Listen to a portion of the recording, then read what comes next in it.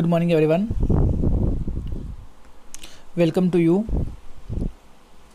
on our online classes of Padam Shri Academy. As you know, students, according to timetable, today we start a lesson of maths with a good chapter, and the chapter name is perimeter. What is the name of chapter? Perimeter. Perimeter के बारे में हम discuss करेंगे आज students. तो देखो, first without wasting time we are going to start our lesson. देखिए, सबसे पहले वर्ड है इसके अंदर क्या लिखा हुआ है? पेरीमीटर. क्या लिखा हुआ है? पेरीमीटर. तो पेरीमीटर होता क्या है? क्योंकि अगर हम किसी भी चैप्टर के बारे में स्टार्ट कर रहे हैं तो फर्स्ट अपना ये होना चाहिए कि उस चैप्टर के बारे में, जो उस चैप्टर का नेम है वो है क्या, उसके बारे में डिस्कस करो. उसको समझो पहले हम किसके बारे में पढ़ रहे हैं, ये होता क्या है, तो वो हमें डिस्कस करना है. तो देखो इसमें क्या लिखा है? The distance around a shape. The distance around a shape.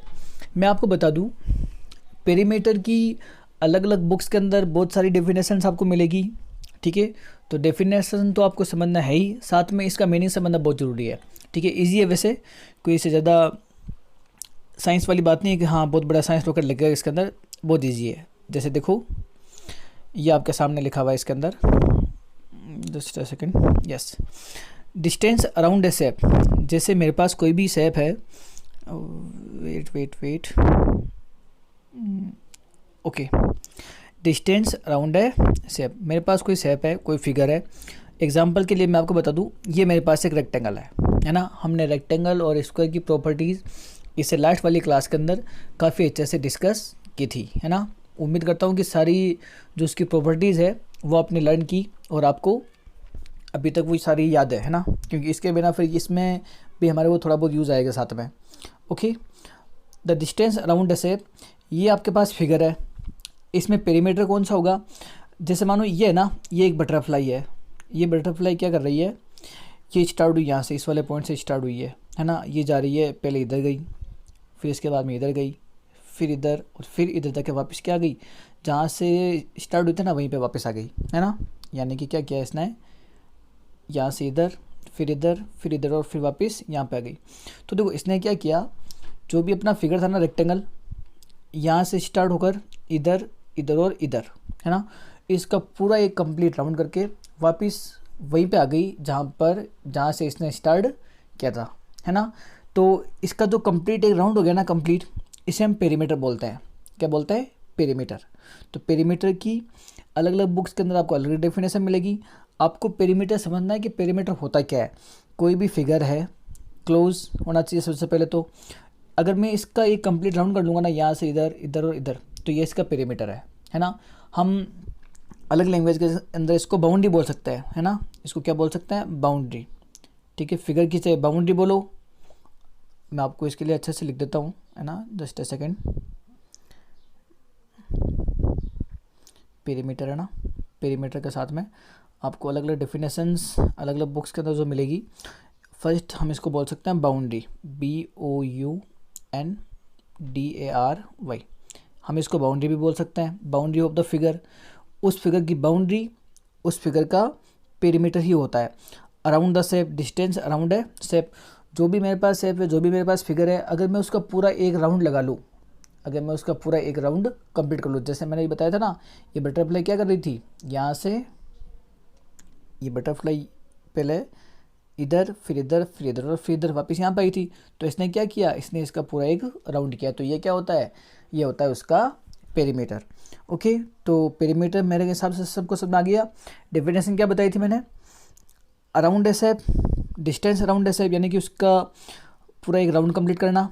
या फिर हम उसको बाउंड्री भी बोल सकते हैं, उस फिगर की बाउंड्री. या फिर हम इसको बोल सकते हैं sum of all side. Sum of all side मैंने आपको बताया था. जैसे कि हमारे पास रेक्टेंगल है, कितने साइड होते हैं इसके अंदर? 4. 1 2 3 एंड 4. अगर मैं इन 4 को प्लस कर दूँ सबको, तो भी मुझे क्या मिलेगा? मुझे इसका पूरा राउंड मिलेगा. तो सारी साइड को प्लस करने से भी क्या मिलता है? पेरीमीटर मिलता है ना. तो पेरीमीटर की 3 डेफिनेशन हो गई इधर. Distance, just a second, distance around the shape, boundary of the figure and total of all sides, सारी साइड को प्लस करने से भी क्या मिलता है, पेरीमीटर। आप तीनों में से कोई भी लिखोगे आपका हमेशा करेक्ट काउंट होगा। ओके, तो ये लिख देना, इजी रहेगा। The distance around a shape, meaning भी समझ में आ गया और आपको डेफिनेशन से भी समझ में आ गई। ओके, अब आप देखो इसके अंदर हमें पढ़ना है पेरीमीटर किसका। लास्ट क्लास के अंदर हमने किसका पढ़ा था, लास्ट क्लास के अंदर हमने पढ़ा था रेक्टेंगल एंड स्क्वायर। तो आज हमें रेक्टेंगल और स्क्वायर का एरिया तो हम पढ़ चुके हैं, आज हमें पढ़ना है perimeter of a rectangle and A square. तो उसके लिए देखो आप, मैं आपको जस्ट ए सेकेंड, यस, यहाँ से देखो इसके अंदर फर्स्ट, ओके,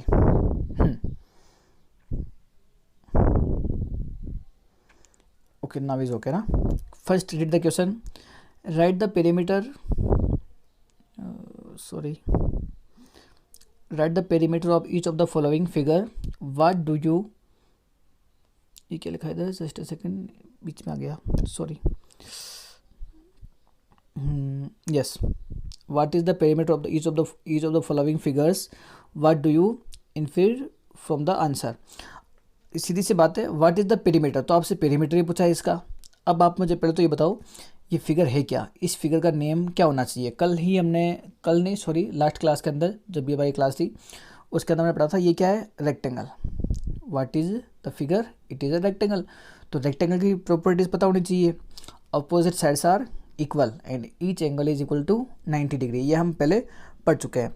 आज आपको इसका जो पेरीमीटर है ना उसका फॉर्मूला लर्न करना पड़ेगा। बिना फॉर्मूला अगर आप करोगे तो आपको फुल मार्क्स नहीं मिलेंगे।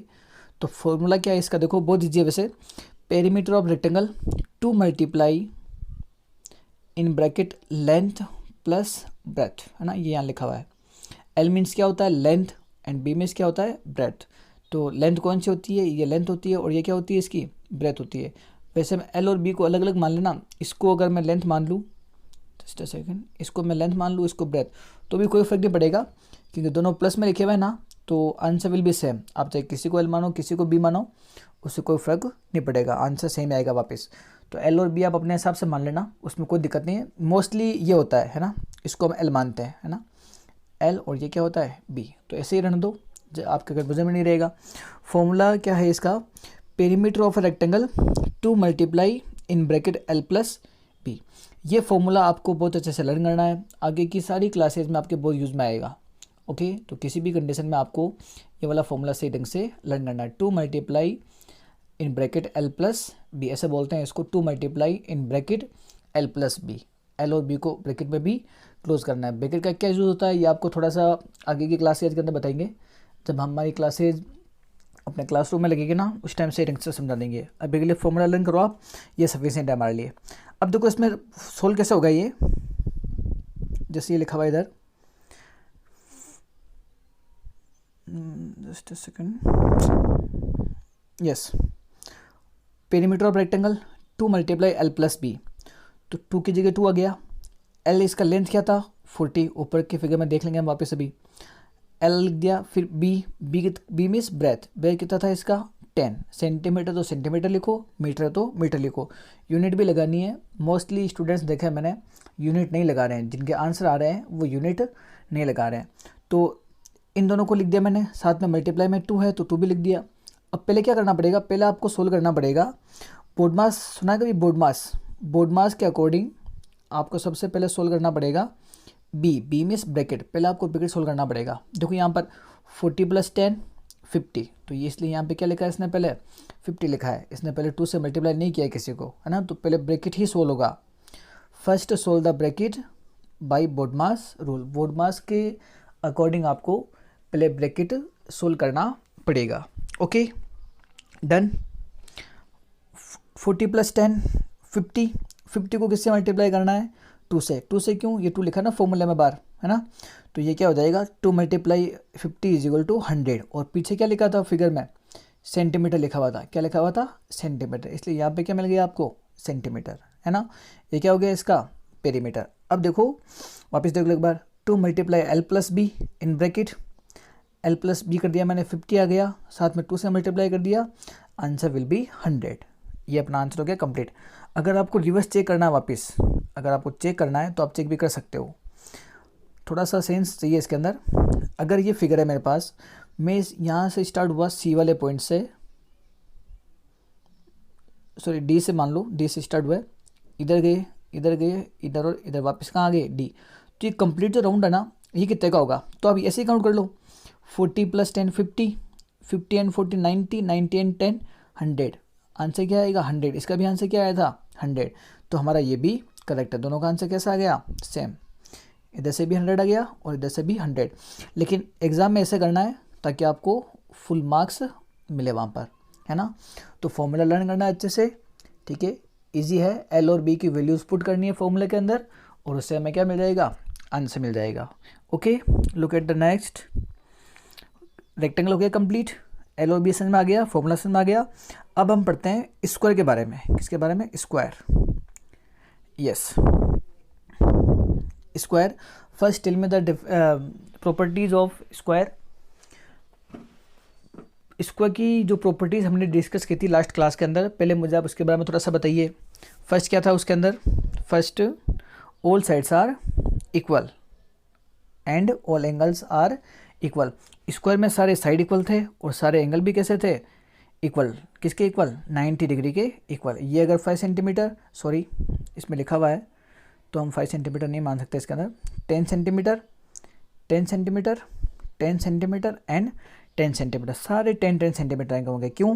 क्योंकि ये एक स्क्वायर है and square has all sides are equal. Okay, side तो हमें सारी मिल गई इसके अंदर। अब देखो, अगर थोड़ा सा हम सेंस काम मिल रहे हैं, हमें पहले ही आंसर मिल जाएगा। क्यों? मुझे सारी साइड मिल गई, मुझे इसका पेरीमीटर निकालना है। पेरीमीटर क्या होता है? कंप्लीट राउंड करना है। यहाँ से स्टार्ट हुआ, यहाँ पे गया, फिर यहाँ पे गया, फिर यहाँ पे गया, फिर यहाँ पे गया। तो देखो 10, 20, 30 एंड 40, हमें पहले ही पता है इसका आंसर क्या आएगा? 40 आएगा, है ना। तो आप रिवर्स चेक करने के लिए कि मेरा आंसर करेक्ट है या नहीं है, उसके लिए हम पहले ही इसको 16 से कर सकते हैं। लेकिन ऐसे आप ओनली ओरली कर सकते हो, ठीक है। आपको बुक के अंदर पूरा फॉर्मूले से करना पड़ेगा, नोटबुक के अंदर, एग्जाम के अंदर, ठीक है, ताकि आपको फॉर्मूले की भी अलग से मार्क्स होते हैं मैथ्स के अंदर, ठीक है। तो ये दैट क्या अच्छी बात है, लेकिन फॉर्मूला भी आपको लर्न होना चाहिए, नहीं तो फुल मार्क्स नहीं मिलते हैं फिर। ओके, देखो क्वेश्चन में क्या लिखा हुआ है। इसमें भी वही लिखा है, ये उसी का क्वेश्चन है। ऊपर आपको लिखा हुआ मिलेगा, find the perimeter of the square. Perimeter of square का फॉर्मूला क्या होता है? सही ढंग से देखो, 4 × साइड। और ये साइड अगर आपने सुना है तो आपको यह भी पता होना चाहिए कि एरिया का फॉर्मूला क्या होता है? Area of a square. अगर लर्न है तो हमने क्या लिखा था उसके अंदर? साइड मल्टीप्लाई साइड, है ना। साइड को साइड से मल्टीप्लाई करने से क्या मिलता है? इसका एरिया मिलता है ना। लेकिन यहाँ पर हम एरिया के बारे में डिस्कस नहीं कर रहे हैं, हम कर रहे हैं पेरीमीटर के बारे में। तो पेरीमीटर का फॉर्मूला 4 × साइड, है ना। साइड को 4 से मल्टीप्लाई करना है, क्या मिल जाएगा? इसका पेरीमीटर मिल जाएगा। और हमें क्या फाइंड करना है? पेरीमीटर। इसका तो बहुत ईजी है ना। देखो 4 × साइड, 4 की जगह 4 लिखना ही है। साइड आपको एग्जाम आपके जो क्वेश्चंस वगैरह आएंगे उसमें लिखी हुई मिलेगी। जैसे इसमें 10 सेंटीमीटर लिखा हुआ ही है, ये मैंने लगा दिया 10। 4 को 10 से मल्टी करने से क्या आ जाएगा? 40। तो आंसर क्या आ गया? 40 सेंटीमीटर। और हमारे पहले भी 40 आया था, है ना। तो पेरीमीटर इसका फाइंड करना बहुत ईजी है, क्योंकि इसमें एल और बी तो है नहीं, ओनली एक ही साइड होती है, वही सारी इक्वल होती है। तो 4 इंटू साइड करना है आपको, साइड को 4 से मल्टीप्लाई कर दो, क्या मिल जाएगा? पेरीमीटर, ठीक है। उम्मीद करता हूँ ये तो आपको इजी लगा होगा और इजीली हो भी गया होगा हमसे, है ना। अब देखो, एक क्वेश्चन मैंने आपको रेक्टेंगल का बता दिया, है ना। रेक्टेंगल का पेरीमीटर कैसे फाइंड करेंगे? फॉर्मूला क्या है? 2 × इन ब्रैकेट L + B, जैसे ये लिखा हुआ इधर, है ना। इस वाले फॉर्मूले को आपको लर्न करना है बहुत अच्छे से। और 1 perimeter of square 4 × side. 2 questions करवा दिए। 2 क्वेश्चंस मैं आपको और करवा दूं ताकि आपका रिवाइज हो जाए अच्छे से, और फिर मैं आपको होमवर्क दे दूंगा इसका, है ना। Okay, just a second.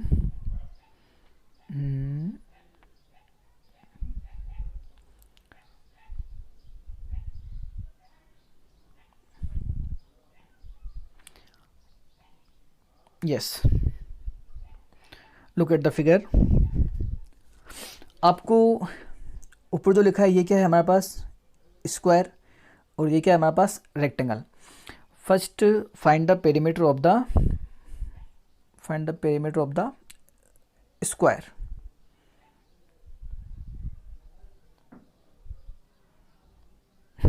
ये जो स्क्वायर है आपको इसका पेरीमीटर फाइंड करना है। तो कैसे करेंगे हम? What is the formula of perimeter of a square? 4 multiply by side. तो साइड को किससे मल्टीप्लाई करना है? 4 से। Then 4 multiply by what is the side? 25, 25, 25 and 25 सारे इक्वल है, तो किसी भी 25 को लिखो, कोई फर्क नहीं पड़ेगा। 25, 25 सेंटीमीटर भी साथ में लगा दो। सेंटीमीटर लिखा तो सेंटीमीटर लिखना है, और मीटर लिखा है तो मीटर लिखना है। 25 को 4 से मल्टीप्लाई करने से क्या आएगा? 100, है ना। नहीं आता तो आप इसको टेबल से कर लेना। पहले 4 को 5 से, 20, 20 का 0, 2 इसके ऊपर आएगा, 4 मल्टीप्लाई टू 8, 8 प्लस 2 10। तो आप ऐसे भी कर सकते हो। मेरे को तो मल्टीप्लाई तो सबको आते होगा मेरे हिसाब से ना। तो आंसर क्या आ गया? 100 सेंटीमीटर इज़ द पेरीमीटर, है ना। समझ में आ गया। 4 मल्टीप्लाई साइड आ गया, 4 की जगह 4, साइड की जगह 25, दोनों को मल्टीप्लाई कर दिया, answer will be 100 centimetre. Okay, ये हो गया अपना कंप्लीट। एक और देखो इसका नीचे वाला, and that is a rectangle, है ना। रेक्टेंगल में क्या करना है आपको? रेक्टेंगल के अंदर फॉर्मूला क्या लिखा था हमने? इसके अंदर भी आपको पेरीमीटर ही फाइंड करना है, क्योंकि हम आज हमारे चैप्टर का नाम ही पेरीमीटर है। तो पेरीमीटर का फॉर्मूला क्या था? 2 multiply in bracket L plus B, correct. L plus B है तो 2 की जगह 2 आएगा, multiply what is the L? L means length, तो किसको मानते हैं? इसको मानते हैं ना। क्या जाएगा? 30 प्लस का plus B means breadth, breadth कितना आ गया इसका? 20 एंड 20, ब्रैकेट क्लोज। फर्स्ट क्या करेंगे? बोर्ड मास के अकॉर्डिंग क्या करना पड़ेगा? आपको इसको सोल्व करना पड़ेगा। तो 2 की जगह 2 रहने दो, मल्टीप्लाई का multiply, 30 plus 20 is equal to 50, है ना। तो फिर इन दोनों को प्लस करने से 50 मिल गया। 2 multiply by 50 is equal to 100। क्या आ जाएगा? 100। और पीछे क्या लिखा है? Centimetre, then you have to put centimetre. Okay, metre आएगा तो हम क्या लिखेंगे? मीटर लिखेंगे। ठीक है, ये भी इजी है, में आ गया। 2 multiply L plus B, L की जगह आपको लेंथ लिखना है इसका, एंड B की जगह क्या लिखना है? ब्रेथ। और आप फिर क्या करना है? इसको सोल्व करना है। सोल्व कैसे करना है? ब्रैकेट को सोल्व करना है।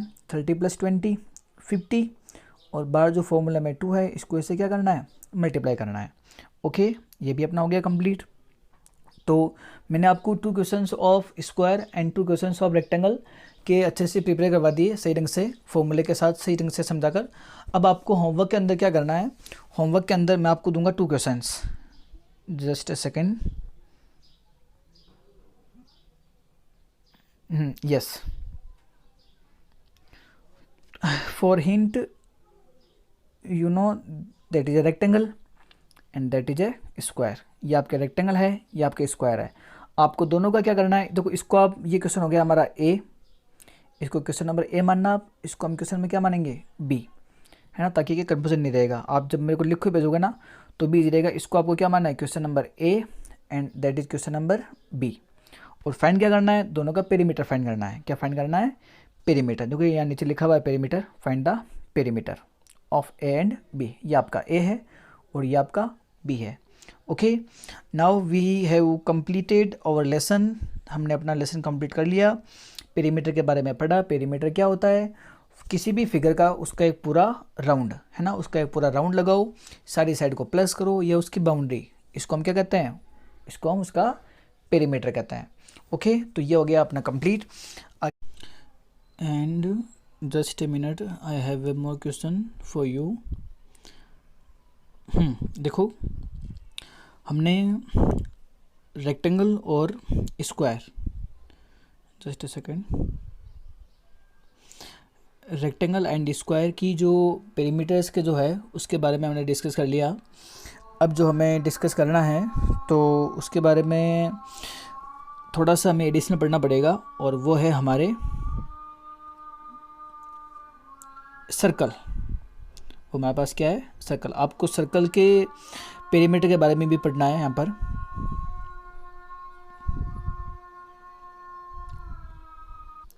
Just a second.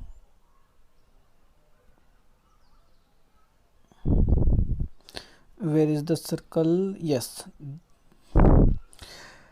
First, what is the circumference of a circle. देखो, अभी हमने जो पेरीमीटर पढ़ा है ना, पेरीमीटर को ही उसने क्या किया, थोड़ा सा आपको कंफ्यूज करने के लिए पेरीमीटर का एक और नाम दे दिया, सर्कमफ्रेंस। और सर्कमफ्रेंस की जो स्पेलिंग है वो इतनी अच्छी है कि बस पूछो ही मत, है ना। आपको पता है जैसे कि थोड़ा सा स्प्रिंग उसका काफ़ी बड़ा और काफ़ी कंफ्यूजिंग वाला है, तो लिख के लेके आया मैं साथ में। वैसे ये रहा सर्कमफ्रेंस।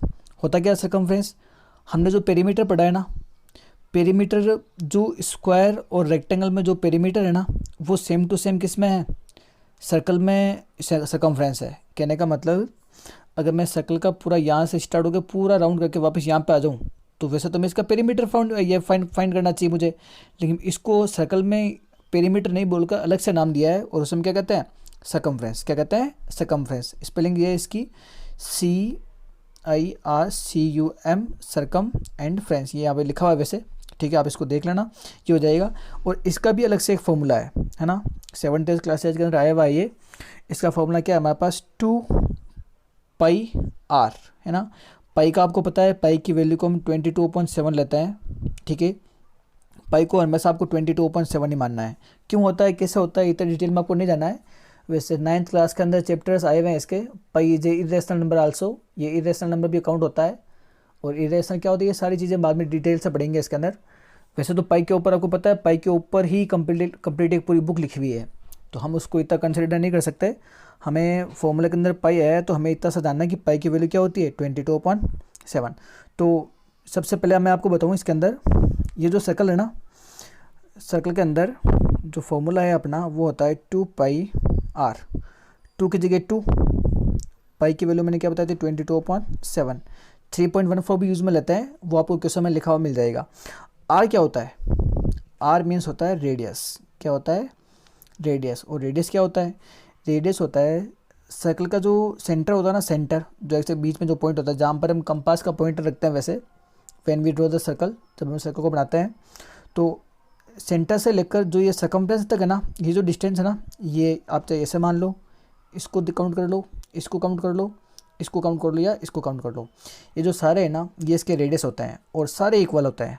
आप इधर से देखो, इधर से देखो, इधर इधर और इधर, सारे 14 होते हैं। क्या होता है, 14 ओके। तो आर की जगह आर आपको हमेशा गिवन होगा क्वेश्चन के अंदर, तभी आपसे सर्कमफ्रेंस फाइंड होगा, अदरवाइज आप फाइंड कर भी नहीं सकते। तो जो क्वेश्चन मैंने आपको दिया है उसको देखो आप, find the circumference of the circle with the following radius and the radius A is equal to 14 centimetre. ये 14 सेंटीमीटर तो आ गया। अब साथ में आपको इसके अंदर ये करना है कि पाई भी लिखा हुआ वैसे पास में, है ना, पाई इज इक्वल टू 22.7, ये आ गया सर्कमफ्रेंस का फॉर्मूला। 2πr, 2 की जगह 2, पाई की जगह 22.7, आर की जगह 14। और आपको इसको सोल्व करना है अगर, तो हम इसको सही ढंग से सोल्व करें, तो मैं थोड़ा सा इसको जूम आउट कर लेता हूँ ताकि इजी रहेगा समझने के according. Circumference 2πr, 2 22.7 and are में क्या हो जाएगा, 14।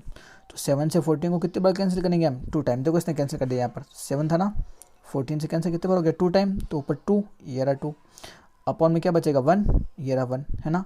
तो ऊपर मल्टीप्लाई में कौन कौन काउंट हो रहा है, अब ऊपर मल्टीप्लाई में आपके आ रहे हैं 2, 22 एंड 2 एंड अपॉन 1। इसको देखो सी ढंग से, है ना। ये जो सिंगल लिखा हुआ तो ऊपर वाले के साथ काउंट होता है, आपको बताया हुआ वैसे। तो 2 × 22 44, 44 मल्टीप्लाई टू 88, अपॉन में 1 है, कोई मतलब नहीं है 1 से डिवाइड करने से। आंसर विल बी 88 सेंटीमीटर, ठीक है। Then circumference of the given circle is 88 centimetre, ये इसका हो जाएगा सर्कमफ्रेंस। और जस्ट अ सेकेंड, ये भी हो गया कंप्लीट। तो पेरीमीटर, अगर आपको सर्कल के अंदर सर्कमफ्रेंस की बात करता है तो वो आपको पेरीमीटर ही पूछ रहा है उसका, ठीक है। सर्कल का जो पेरीमीटर होता है उसको हम सर्कमफ्रेंस वर्ड से बताते हैं, एक्सप्रेस करते हैं उसको। और फॉर्मूला क्या होता है, 2πr।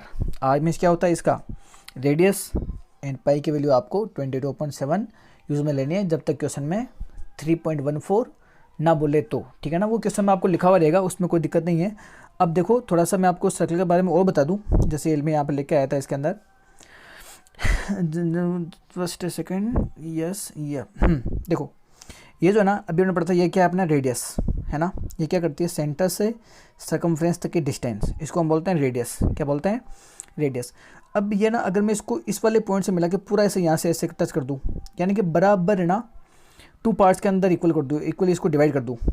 A line which divides the circle into 2 equal parts, एक ऐसी लाइन जो सर्कल को बराबर 2 पार्ट्स के अंदर क्या कर दे, डिवाइड कर दे। जैसे कि देखो ये रहा है ना, ये बीच में, इसको बोलते हैं डायामीटर। क्या बोलते हैं, डायामीटर, DIAMETER, ये होता है डायामीटर। ठीक है, ये भी हो गया अपना कंप्लीट। इसको है ना, ये अगर मैं इसको देखूँ ना, ये इसको बोलते हैं कोड। कोड क्या होता है, कोड एक ऐसी लाइन होती है जो सर्कल के 2 पार्ट करती है। देखो ये भी तो 2 पार्ट कर रही है ना। जस्ट ऐसे देखो मैं पूरा आपको इसको थोड़ा सा ड्रा करके बताता हूँ ना।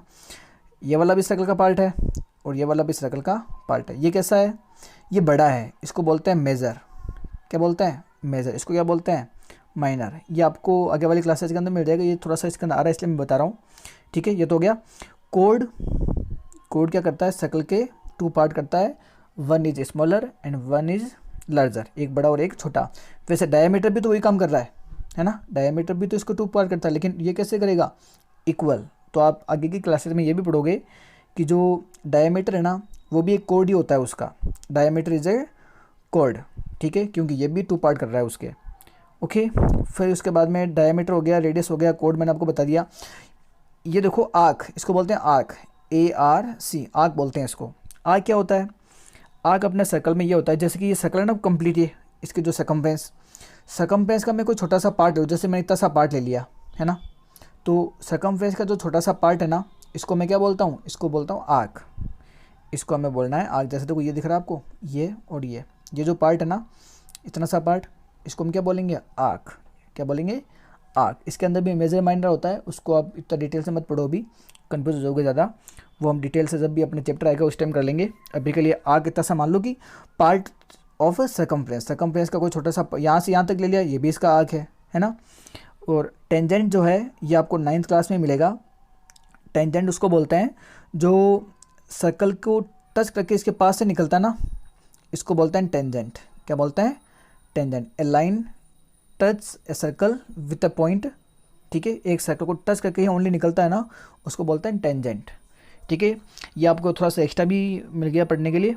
तो आज के लिए हमने काफ़ी कुछ डिस्कस कर लिया। हमने थोड़ा सा आपको दो तो ये करना है होमवर्क के अंदर, है ना, पेरीमीटर इन दोनों का फाइंड करना है। साथ में आपको यहाँ पर ये भी मैंने बता दिया, सकम्फ्रेंस ऑफ सर्कल, ये हमने सारी डिटेल से पढ़ लिए। ठीक है, तो उम्मीद करता हूँ सारे कंसेप्ट आपको क्लियर हो गए अब। और ये आपको होमवर्क के अंदर आपके 3 क्वेश्चंस, होमवर्क के अंदर मैं आपको एक क्वेश्चन और बता दूँ। हाँ, ये क्वेश्चन 2 तो वो हो गए थे, फर्स्ट 1 एंड 2, इन दोनों का पेरीमीटर फाइंड करना है। एंड आपको इसका भी फाइंड करना है, ये रहा, इसका सकम्फ्रेंस आपको फाइंड करना है। ठीक है, तो ये लिखा हुआ भी पास में, सी mean circumference and 2 pi are का क्या हो गया, 2 पाई। आर को भी उसने लिखा है रेडियस, इसको आर को हम रेडियस लिखते हैं स्मॉल आर से। ठीक है, तो ये भी रेडियस हो गया, 2 पाई आप उसी फॉर्मूले से कर लेना। और जो इसकी रेडियस है, इसको आप कितना मानोगे, इसको आपको मानना है 21 सेंटीमीटर। रेडियस क्या है इसकी, 21 सेंटीमीटर। तो 21 सेंटीमीटर आपको रेडियस मिल गई इसकी। और आपको फॉर्मूले से क्या फाइंड करना है इसका, find the circumference of the circle. Okay, तो आई थिंक हमने जो भी आज सारे कंसेप्ट पढ़े हैं आपको समझ में आ गए। फिर भी कोई डाउट है तो टीचर से वापस डिस्कस कर सकते हो। वीडियोज़ आपके पास में ही हैं, आप चाहे इसको कितने बार देखो, कोई दिक्कत नहीं है। जब तक समझ नहीं आता आप इसको वापस देख लो। ठीक है, सारे कंसेप्ट काफ़ी डिटेल से पढ़ाए हैं मैंने, तो उम्मीद करता हूँ कि सारे आपको समझ में आ गया। अब आप देखो इसके अंदर आज के लिए हमारे लिए बहुत है, हमने काफ़ी क्वेश्चंस भी पढ़ लिए, पेरीमीटर के बारे में डिस्कस कर लिया अच्छे से। तो जाते जाते आपको एक काम और करना है इसके अंदर, अपने वीडियो को लाइक करना है, शेयर करना है। And one more thing that is just second, yes, आपको अपनी जो स्कूल का जो चैनल है इसके अंदर यहाँ पर लिखा हुआ है जैसे पद्मश्री एकेडमी, यहाँ पर लिखा है सब्सक्राइब करना है इसको। इससे हमें भी अच्छा लगेगा सारे टीचर्स को, और आपको भी क्लासेस का नोटिफिकेशन मिलता रहेगा। ओके, तो उम्मीद करता हूँ सारे कंसेप्ट समझ में आ गए। आज के लिए बहुत है, और अब आगे का जो क्लास है उसके अंदर मिलेंगे हम। ठीक है, तब तक के लिए bye and stay home and keep learning. Don't go outside from the home, घर से बाहर नहीं जाना है, अपने पेरेंट्स को भी बताना है। Okay, bye, take care.